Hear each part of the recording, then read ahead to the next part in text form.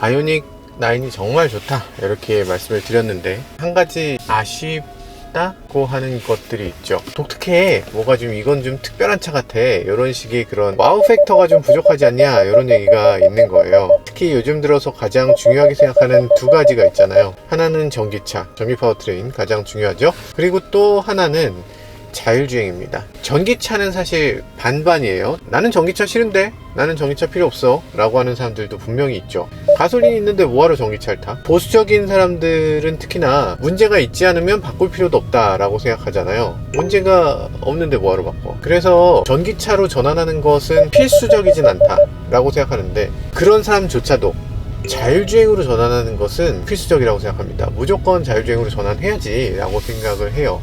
왜 그렇게 생각합니까? 자율주행은 실익이 있으니까. 내가 기존에 타던 차로는 할 수 없는 것들을 자율주행에서는 해주니까. 그래서 두 개의 큰 흐름이 있다면, 전기차는 경제성과 친환경성이에요. 그리고 차가 더 조용하게 움직이는 거, 친환경에 나는 관심이 없어. 나는 경제적인 것도, 가솔린 차의 경제성에 나는 아무 불만이 없었어. 나는 그냥 그 정도면 됐어 라는 사람들한테는 아무 혜택이 되지 않습니다. 그리고 또 하나 전기차의 큰 장점은 잘 달리는 거. 난 잘 달릴 필요 없는데? 라는 사람들이 있고, 정숙한 거 의미 없습니다 라고 하는 사람들도 있는 거죠. 저는 완전 반대로 생각하는 거죠. 주유가 너무 불편해. 그리고 경제적이지도 않아. 그리고 친환경적이지도 않아. 진동소음 있어. 나가는 느낌 안 좋아. 이런 것들이 가솔린의 큰 단점인데다가 유지보수의 어려움도 있어. 그리고 결국에는 소모품이야. 중간에 계속 메인테넌스를 해줘야 돼. 메인테넌스라는 것은 사실 재미있는 겁니다. 재밌는 거예요. 뭐 흥미롭습니다. 예를 들어서 시계, 여러분들이 기계식 시계를 갖고 계신 분들도 계시고 아닌 분도 계시겠지만, 기계식 시계는 메인테넌스를 하는데 메인테넌스 비용이 적게는 한 10, 20만원에서 많게는 뭐 100만원, 200만원도 합니다. 굉장히 비싼 거죠, 메인테넌스라는 게. 그리고 시간도 들어가고 노력도 들어가고 귀찮기도 하고. 그런데 메인테넌스 하고 나면 뭔가 기분이 뿌듯해. 확실히 좋아진 느낌을 체감할 수 있게 돼요. 자동차도 마찬가지야. 자동차도 메인테넌스라는 걸 합니다. 지금 시계가 기계식에서 이제 전자식으로 바뀌었잖아요. 그러면서 메인테넌스의 개념이 없어졌어. 마찬가지로 기계로 만들어진 자동차가 이제 모터로 바뀌게 되면서 메인테넌스의 필요성이 없어집니다. 사실상 없어졌어요. 어떤 사람들은 또 얘기해요. 최종 감속기 오일은 갈아야죠. 어쩌고 저쩌고 해야죠. 뭐를 해야 됩니다. 뭐 이렇게 얘기하는 사람들 있죠, 당연히. 정비소 같은 데서는 그렇게 막 얘기하겠죠. 제조사가 하지 말라면 안 했으면 좋겠어요. 제조사가 하지 말라는 걸 했다가 만약에 고장나면 그럼 보증도 안 됩니다. 생각해보세요. 제조사에서 감속기 오일 갈지 마세요 라고 얘기했는데 갈았어. 그 과정에서 뭔가 공기가 유입됐어. 감속기 전체가 고장났어. 아니면 어디서 샜어. 화재가 발생했어. 등등등이 하지 말라는 거 했을 때 그 보증을 누가 해줘? 여러분 같으면 해주겠어요? 그러니까 기본적으로 하지 말라는 건 안 했으면 좋겠다. 그래서 결국에는 전기차는 메인테넌스 할 필요가 없다는 게 제조사의 설명입니다. 그건 맞는 거예요. 그죠? 결국에 기계식 시계가 전자식 시계로 바뀌는 경험이고, 그렇게 됐을 때 좋은 점은 그만큼 메인테넌스를 덜 하는 거고, 나쁜 점은 그만큼 재미가 없다는 거예요. 그러니까 자동차의 재미라는 건 그걸 타는 순간에만 오쉣 고양이가 요 앞으로 지나갔어요. 이런 길에 고양이가 지금 지나갔습니다. 진짜 코앞으로. 앞을 보는 카메라가 없어갖고 못 찍었네요. 진짜 안 보였는데, 와, 썬팅 연하게 하길 진짜 다행이다. 와, 저희는 앞유리 썬팅이 70% 투과율을 갖고 있는데, 70% 투과율이면 비 오더라도 좀 어느 정도 보이죠. 아무튼 그런 상황. 큰일 날 뻔했다. 전기차라는 건 그렇죠. 전기차는 기본적으로 재미가 좀 덜해지는 것. 가솔린 차를 탄다는 건 기본적으로 차를 모는 순간만 재밌는 게 아니라 메인터넌스 하는 것도 즐길 수 있는 겁니다. 엔진오일 갈고 에어클리너 갈고 그러면서 엔진 상태가 좋아지고 이런 걸 느끼지 않으면 굳이 가솔린 차를 살 필요 없다. 아무튼 그래서 가솔린 자동차, 디젤 자동차가 전기차로 전환되는 것은 어쨌든 결과적으로는 될 거예요. 근데 많은 사람들이 난 지금까진 됐어, 난 그럴 필요 없어 라고 생각합니다. 실제로 전자시계가 처음 나왔을 때 세이코라든지 이런 회사에서 전자시계를 만들었을 때 정말 많은 사람들한테 다 그 전자시계로 전환하게 됐느냐? 예, 맞아요. 정말 많은 사람들이 전자시계로 전환했죠. 근데 그 배경에는 그런 전자시계가 정말 저렴했기 때문에 그럴 수 있었던 것도 있어요. 기계식 시계보다 월등히 저렴하고 월등히 잘 맞으니까. 전기차는 그렇지 않죠. 훨씬 비싸기 때문에 금방 바뀌기 어려운 겁니다. 그래서 전기차가 정말로 잘 되려면 가격을 빠르게 낮춰줄 필요가 있어요. 보통 이제 가솔린 차의 부품은 3만 개의 부품으로 이루어져 있습니다 이렇게 얘기하잖아요. 전기차는 그 10분의 1입니다. 3000개 부품으로 이루어져 있으면 더 싸야지. 더 싸야죠. 물론 초기에는 비싸지만 장차 저렴해질 걸로 믿고 있고요. 그래서 당연히 다들 저렴한 자동차를 조만간 타게 되실 겁니다. 다시 말씀드리지만 그럼에도 불구하고 나는 전기차 안 타 라는 사람들도 있어요. 그런데 자율주행은 달라. 자율주행은 정말로 많은 사람들이 원튼 원하지 않든 간에 금방 도입하게 될 걸로 보여져요. 왜 원튼 원하지 않느냐면 사실 모든 사람이 다 원하죠. 막히는 길에서 누가 운전하고 싶어해. 주차할 때 이거 잘못하면 기스날 수 있는데 기스나는 상황 누가 원해요. 그리고 정말 주차하기 싫을 때도 있잖아요. 지금 빨리 집에 들어가야 되는데 화장실 급한데 여기서 나 주차하고 가야 돼. 그런 생각합니다. 대부분 하겠죠. 그래서 자동차를 정말 화려하게 만들려면 어떻게 해야 되나, 정말 사람들한테 와우 하는 와우 팩터를 만들려면 어떻게 해야 되나 하는 것에서 자율주행이 있어서는 정말 자동차 세계의 이 방향성을 바꿔주는, 내 차가 정말 택시가 될 수 있는 그런 시스템이기 때문에 금방 자율주행으로 바뀌게 됩니다. 머지않았어요. 그래서 현대가 자율주행을 빠르게 해주면 좋겠다는 생각이 들고요. 현대를 가장 돋보이게 정말 화려하게, 정말 이제는 현대가 여기까지 왔구나 라는 걸 보여줄 수 있는 그런 가장 중요한 요소가 바로 자율주행이라고 할 수 있어요. 그러면 그 자율주행이 지금 잘 되고 있느냐, 요거에 대해서는 조금 반신반의입니다. 왜냐면 원래는 우리가 자율주행하는 회사로 모셔널이라는 회사를 알고 있죠. 모셔널이 자율주행을 해줄 것이다 라고 믿었는데 갑자기 회사 안에서 조금 좀 뭐랄까 다툼이 있달까? 모셔널이 해야 되는데 모셔널이 아니고 포리투다시 한다.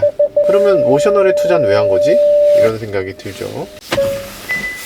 지금 모셔널과 포티투다시 방향성도 되게 다릅니다. 모셔널은 룰 베이스에 ADAS를 더 확장시키면 결국엔 자율주행이 될 것이다 라는 방향성에 더 가깝고요. 포티투다스는 E2E라고 해서 인공지능이 자율주행을 결국에 구현해낼 것이다 라는 방향성으로 보여져요. 그러니까 이 둘의 서로 다른 방식으로 현대차 안에서 이렇게 갈라진 상태로 발전시키고 있는데, 어느 쪽이 옳다는 걸 누군가가 약간 선지자 같은 사람이 딱 정해주면 훨씬 더 좋을 거잖아요. 이게 미래야. 현대에서 아직은 정해져 있지 않은 것 같아요. 테슬라는 그런 것들을 굉장히 빨리 정했죠. 저는 일론 머스크에 대해서 좋은 마음도 나쁜 마음도 없고 열정적인 팬보이는 아닙니다만, 일론 머스크가 좀 이상하다고 생각되는 부분은 있어요. 예를 들면 뭔가를 답을 알고 있는 것처럼 행동할 때가 있어요. 자동차의 배터리를 밑에 깔아. 자동차는 400km를 가게 해. 전기차가 미래의 운송수단이 될 거야. 그전엔 없었어요. 그전엔 그런 차가 없었습니다. 전기차 회사는 충전기도 같이 만들어야 돼. 그리고 그 충전망 사업이 큰 사업이 될 수도 있어. 로켓을 쏴서 다시 되돌려 보내는 방법이 가능해. 운송 비용이 10분의 1, 100분의 1로 줄어들 수 있어. 챗GPT라는 걸 만들어야 돼 라고 했던 것도 일론 머스크잖아요. 프로그램을 직접 했다는 건 아니지만 어쨌든 그 방향이라는 건 알고 있었잖아요. 어떻게 그런 상상들을 하죠? 안 되면 어쩔 건데 하는 생각이 없어요. 그냥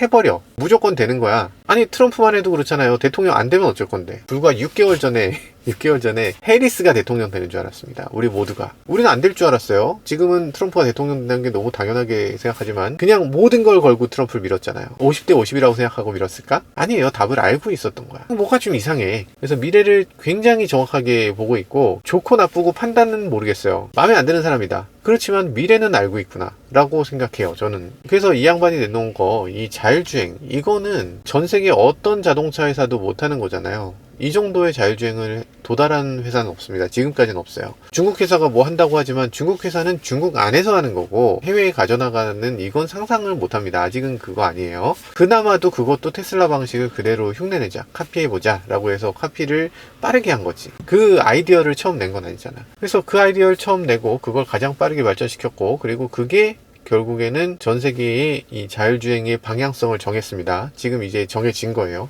그럼 여기서는 더 고민 안 해도 돼요. 뭘 더 고민해. 지금 자율주행 비스무리한 걸 만들어 놓은 건 테슬라밖에 없어요. 아니면 라이다 위 천장에다 이만큼 달아야 돼. 1억 원짜리 머리에다 얹어야 돼요. 그거 얹고서 가지 않으면, 지금 테슬라가 아니고서는 양산차에서 자율주행이 되는 차가 없는데, 리오토가 뭐 물론 훌륭했습니다. 지난번에 제가 중국에서 보고 온 거 훌륭했어요. 어쨌든 그 또한 테슬라 방식이야. 테슬라 방식이 옳다고 믿고 그대로 따라한 거야. 따라 만들어서 굉장히 훌륭하게 나왔다. 우리도 더 이상 고민할 땐 아닌 것 같아요. 이젠 그만 고민하고 이젠 자율주행으로 가야 되는 건 확실해요. 자율주행으로 갈 때 그냥 테슬라 방식, E2E 방식으로 그냥 인공지능한테 맡기는 방식으로 가야 돼요. 지금 모셔널이 더 이상 뭘 만들 것이다, 만들면 좋죠. 센서를 잔뜩 달고서 이렇게 택시를 만드는 그런 식으로 만들고 있거든요. 뭐 그거는 그거고, 지금 입장에서 현대가 뭔가를 한다면 당연히 테슬라처럼 해야 되고, 테슬라처럼 하려면 슈퍼컴퓨터가 동원이 돼야 되는데, 현대 슈퍼컴퓨터가 있어요. 아시는 분 계신지 모르겠는데, 그것도 작은 것도 아니에요. 상당히 큰 겁니다. 근데 그걸로는 부족하다.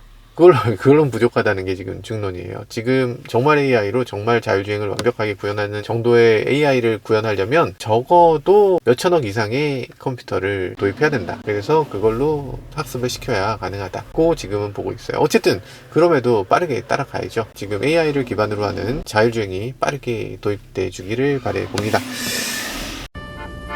잠시 후. 아, 저기 삐죽 나와 있네. 자, 혼자서 삐죽 나와 있는 저 아이. 길다 길어. 크네. 크고 아름답죠? 육중한 거 봐. 이거 반짝반짝하는 거 보세요. 이 컬러가 진짜 미쳤습니다. 여기 어디도 이런 비슷한 컬러가 없잖아요. 지하주차장에서 가장 독보적인 컬러, 그래서 가장 시선을 사로잡는 컬러라고 할 수 있죠. 처음에는 좀 이상하지 않나? 라고 생각했는데 보다 보니까 적응이 됐고, 그리고 크기에 있어서 그 압도감이 대단합니다. 저 뒷부분에 요 규모감이 실제로 보면 대단하죠. 언락했을 때 불이 좀 이렇게 테일램프나 켜졌으면 좋겠어. 예쁘게. 이젠 켜주지 라는 생각이 들고요. 인테리어에서 또 용납이 되고요. 아우 예뻐. 인테리어나 사운드나 너무 만족감이 높은데, 한 가지 요거는 좀, 요게 용납이 되나? 이게 다른 분들은 여기 용납이 되나요? 이게 왜 이상하냐면, 일단 이 형상이 이상한 게 아니에요. 동그란 형상인 게 뭐 나쁜 건 아니잖아요. 그리고 이 현대의 엠블럼을 갖고 있다는 것도 나쁜 게 아니야. 괜찮아. 근데 문제는 이게 싼 티가 난다는 게 문제예요. 싼 티의 원인은 뭐냐? 지금 보면 여러분들 키를 받으시면 여기 요 가장자리에 뭐가 붙어 있습니다. 보이지 않게 테이프가 아주 얇게 붙어 있어요. 이쪽으로도 테이프가 붙어 있어요. 보호 필름 같은 게 붙어 있는 거죠. 왜 붙어 있을까? 왜 붙어 있을까? 보호 필름 붙이는 사람 있나요? 키는 땅에 떨어지고 구르고, 심지어 주머니에 들어가서 세탁기에 나도 모르게 빨아지고, 여기저기 우당탕탕 하면서 스크래치가 나는 물건이잖아요. ABS로 만들든지 뭘로 만들든지 간에 어쨌든 스크래치가 나지 않는 게 전제돼야죠. 근데 불행히도 현대의 이 키는 도장이 돼 있습니다. 다른 키는 도장이 안 돼 있잖아요. 아예 그 소재거나 아예 그게 크롬이거나, 사실 현대 키도 전에 블랙에 크롬인 게 붙어 있는 적이 있었어요. 실제로 크롬이었습니다. 근데 여기서 이 크롬 부분은 크롬이 아닙니다. 그냥 플라스틱에 스퍼터링으로 뿌린 거예요. 그러면 이게 어떤 문제가 생기냐면, 이 자체를 그냥 테이블에 그냥 딱 내려놓으면 여기 스크래치가 나기 시작해서 금방 까집니다. 만져보면 일단 이 연약함이 느껴져요. 이런 소리가 나야 됩니까? 게다가 무게감에 대해서 제가 여러 번 말씀드리는데, 물건의 무게감이라는 건 사실 중요합니다. 인간은 물건의 고급감을 느끼는데 여러 가지 요소들을 갖고 있지만, 그 중에 어떤 것은 단단함에 있어요. 단단함의 느낌이라는 건 어떤 거냐면, 속이 꽉 찬 느낌. 눌렀을 때 들어가는 느낌이 안 들어야 돼. 꽉 차 있어야 됩니다. 그래야 물건이 고급이라고 느껴요. 그렇잖아요. 여러분들이 만약에 레고 블럭으로 뭐를 만들었다고 치면 눌렀을 때 이렇게 그냥 허무하게 무너지잖아요. 근데 그 레고 블럭을 우리가 비싸다고 할 수 있나요? 그거는 그냥 아주 저렴한 물건이다 라고 누구나 생각할 거 아니야. 애들 장난감 보면 다 이렇게 물렁물렁 하잖아. 그건 저렴하다고 우리가 느끼기 때문에, 어른의 물건, 정말 고급스러운 물건들은 반대로 딱딱해야 돼요. 아이폰을 딱 처음 만졌을 때 그 딱딱한, 그 솔리드한 그 느낌이 있어야 됩니다. 이 얘기를 누가 한 거냐면 스티브 잡스가 있어요. 인간은 누구나 본능적으로 고급의 물건을 알아봅니다. 손으로 딱 잡는 순간 단단함, 이런 것으로 고급이라는 걸 알 수 있어요. 이렇게 얘기해요. 감촉에서 느껴지는 그 단단함이 고급인지 아닌지를 가름짓는 정말 중요한 요소입니다. 그리고 또 하나, 무게감이에요. 무게감이 적절하게 있어야 돼요. 겉에서 보였을 때의 그 재질감과 거기에 걸맞는 무게감이 필요합니다. 겉에 크롬으로 보이는 부분이 그 속까지 다 크롬이어야 돼. 그 속이 비어있으면 안 돼. 그 속이 비어있으면 그거는 싸구려라고 느끼게 됩니다. 그래서 무게감이 중요하다는 거예요. 물론 운동화 같은 건 가벼워야죠. 운동화를 딱 봤을 때 겉에서 보는 것보다 훨씬 가벼워. 와, 이건 되게 고급인가 보다 라고 느끼죠. 근데 만약에 장식품 같은 거, 귀걸이, 목걸이, 이런 것들, 아니면 반지, 이런 건데, 반지인데 가벼워. 그러면 그거를 누가 고급이라고 생각하겠습니까? 그런 의미에서 키는 제대로 만들었어야죠. 그래서 어떤 느낌이어야 되냐면 모양이 조약돌을 형상화했다면 무게도 조약돌의 무게여야죠. 근데 실제로는 그렇지 않다. 그러니까 제가 이 무게감에 대해서 얘기하면 악플이 막 쏟아지더라고요. 아니 키 가볍게 해주는데 뭐가 문제라는 거냐? 가벼우면 작아야 됩니다. 요 형상이 아니고 요거의 절반 크기의 네모난 물건이야. 그래서 와 이건 가벼워서 기존에 있었던 뭔가를 바꾸려는 그런 의지가 보이는구나 라고 하면 누구나 받아들일 거예요. 근데 이 키는 키로서 갖추지 말아야 될 모든 것들을 다 갖추고 있습니다. 일단 크기가 커요. 형상이 어디에도 들어가지 않습니다. 네모나지가 않잖아요. 그리고 키의 위아래가 없습니다. 형상 자체도 위아래가 완전히 똑같기 때문에 만져서는 차이를 느낄 수가 없죠. 그러다 보니까 현대는 여기다 끈을 달아주기 시작했죠. 끈이 있으면은 위아래를 알 수 있지 않을까 하는 차원으로. 그래서 요 형상에서도 문제가 있습니다. 기능상에서는 별다른 게 없지 않느냐라고 얘기할 수 있겠지만 기능에서도 이제는 업그레이드 될 필요가 있어요. 만약에 키에 배터리가 다 나간 경우 어떻게 해야 될까? 얘는 어떻게 배터리를 갈아 낍니까? 이걸 분해해서 갈아 껴야 돼요. 이 자체가 충전이 안 됩니다. 최근 들어서 키들은 충전이 되는 형태로 바뀌어 가고 있죠. 충전키로 바뀌어야 될 것 같고요. 그리고 또 하나는 이 키가 만약에 방전됐으면 어떻게? 방전됐으면 별도의 막대기를 갖고 다녀야 됩니다. 막대기 키를 별도로 갖고서 그걸 여기다 매달아서 가지고 다녀야 돼. 그걸 가지고 다녀야 되는 키는 전 세계적으로 몇 없어요. 이 안에 어떻게든 수납되게 만들지. 정말 경량화된 정말 초소형 키 아니면 그거는 별도로 만드는 경우가 없습니다. 그래서 키에 결정적인 문제가 있다. 참. 그냥 기존 걸로 돌아가시면 된다. 이거 좋다는 사람이 있으면 댓글로 좀 남겨주세요. 이거 좋다는 사람이 있으면. 이 키 마음에 드세요? 아니요, 전혀. 전혀? 네. 차라리 조금이라도 더 무거워져야 되고. 아 이게 무게감이라도 더 있었으면 좋겠다? 네, 디지털 키 넣을 걸. 저희가 디지털 키를 안 넣는 바람에 이걸 갖고 다니는데 여러분들은 디지털 키 옵션을 꼭 넣으시길 바라겠어요. 오늘은 여기까지. 지금까지 저는 목학기만 이었습니다. 감사합니다. 차의 이야기 세상은 넓어 차들은 달려가지 하나 둘씩 펼쳐지는 차의 모험 바퀴 아래 세상은 무궁무진해